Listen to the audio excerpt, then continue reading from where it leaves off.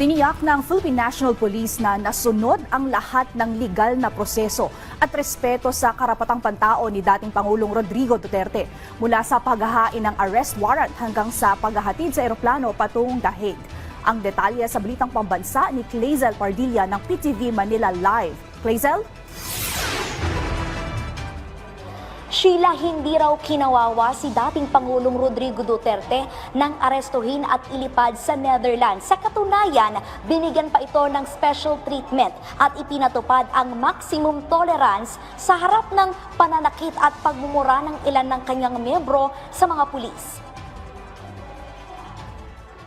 Isa-isang sinagot ng pambansang pulisya ang paratang tungkol sa di umano'y pagtanggal sa karapatan at pang-aapi kay Duterte ng hulihin at ilipad patungo sa The Hague para harapin ang crimes against humanity dahil sa kanyang brutal na laban kontra droga at extrajudicial killings noong siya pa ang presidente ng Pilipinas at alkalde ng Davao City. Muling iginiit ang PNP na siyang hininga ng tulong ng Interpol para mahuli si Duterte na may warrant of arrest mula sa International Criminal Court laban kay Duterte at binasahan siya ng Miranda rights. Hindi raw ginutom si Duterte, may sapat na tubig at pagkain at pinanatili pa sa presidential lounge. Wala pong deprivation at any moment ng kanilang right to food and water.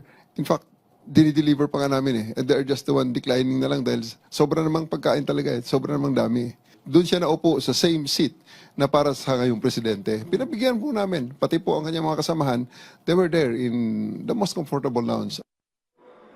Inalok din ng wheelchair si Duterte pero tumanggi at binigyan ng maayos na medikal na atensyon kaya hindi na kinailangang dalhin sa ospital. Sir, sa ospital, ikaw i-examinin din lang ng mga doktor na ito. Ang mag-iiba lang is yung location. Pero ang gagawin sa iyo is exactly the same. Dahil andito naman lahat ng mga gamit. So, sinasabi nila kailangan na ng ECG? Full check-up, ECG, pating ECG machine, ipinasok natin doon. Kayo lang po, sir, ang special treatment na ito. Hindi raw hinawakan si Duterte at tanging kanyang mga bodyguard, nurse at miyembro ng pamilya ang nakadaupang palad ng dating Pangulo. Sa kabila ito ng pagmumura at pananakit umano ng kampo ni Duterte sa mga pulis na nagresulta pa ng malaking bukol sa ulo ng isang babaeng pulis matapos pukpukin ng asawa ni Duterte na si Hanilet Avancenia. Ginalang yung kanyang karapatan habang inaaresto siya at dumaan sa tamang proseso yung aresto. At kami, pinapatunayan namin yan. At hindi lang naman salita ito eh. May kita talaga natin sa mga video na talaga maximum tolerance ang ating pamahalaan. Sa huli, binigyan diin ng PNP na ang mga nangyaring ito kay Duterte ay magbibigay daan para magsimula na ang patas na judicial process at mapatunayan kung inosente ba talaga si Duterte o may responsibilidad sa pagkamatay noong kanyang administrasyon.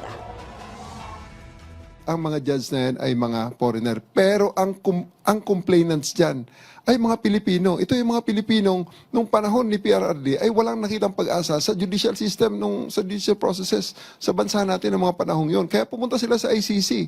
Kasi nakita nga nila, sitting senator and former justice secretary nakakulong. So, ito yung mga taong walang kakayahan na lumaban at wala na nakitang pag-asa kaya pumunta sa ICC. Sheila, si Torre na minura ni Kitty Duterte palalagpasin na raw at hindi na magsasampa ng kaso laban sa anak ng dating Pangulo. Yan na muna ang pinakahuling balita. Balik sa iyo, Sheila.